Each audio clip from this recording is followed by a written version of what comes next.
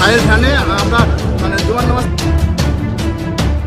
এদিকে ইনকিলাব মঞ্চের আহ্বায়ক ওসমান হাদি আর নেই।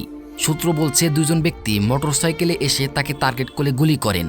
সেই গুলি এই ওসমান হাদির বুকের এক পাশে লাগার সাথে সাথেই ঘটনাস্থলে পড়ে যান এই জুলাই যোদ্ধা হাদি। তাড়াহুড়া করে ঢাকা মেডিকেল কলেজ হাসপাতালে নেওয়া হলে চিকিৎসক তাকে মৃত্যু ঘোষণা করেছেন বলে গুঞ্জন রটেছে। তবে এই ঘটনা উদ্ঘাটন করতে গিয়ে দেখা যায় এই ওসমান হাদি গুরুতর অসুস্থ হয়েছেন। তার জীবন বেঁচে থাকা নিয়ে প্রশ্ন উঠেছে। তবে এখনও তার শ্বাস প্রশ্বাস চলছে বলে জানিয়েছেন চিকিৎসক। এই ওসমান হাদি ২৪-এর সেই ঐতিহাসিক জুলাই আন্দোলনের সময় বড় ভূমিকা পালন করেছিলেন। সেই সাথে বর্তমানে তিনি ঢাকা ৮ আসনে মনোনয়ন প্রত্যাশী প্রার্থী ছিলেন বলে জানা গিয়েছে। এছাড়াও এই ওসমান হাদির জন্য দোয়া চেয়েছে ঢাকা মেডিকেল কলেজ হাসপাতালে নিয়োগ দেওয়া ওসমান হাদির চিকিৎসক। ফুয়াদ ভাইয়ের উপর যে আক্রমণটা হলো, আমাকে বেশ কয়েকজন কনফার্ম করছে যে এখন কিন্তু মারের সিরিয়ালে হাদি।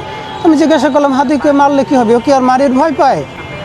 তো ওরা বললো যে ভাই, মারির কেউ ভয় পায় না, কিন্তু হাদি ভাইয়ের গায়ে যদি একবার হাত তুলে ফেলতে পারে ওদের আত্মবিশ্বাসটা বেড়ে যাবে। ভাইয়ের ভ্যানে আমরা জুমার নামাজ পড়ে লিফলেট বিতরণ করেছি। তারপরে আমরা সবাই চলে আসতেছিলাম, ভাই ছিল সামনে, আমরা পিছনের ভ্যানে ছিলাম। তো সামনে থেকেই দুজন লোক ছিল একটা বাইকে, সেখান থেকে ভাইয়ের মাথায় ডিরেক্ট গুলি করা হয়েছে।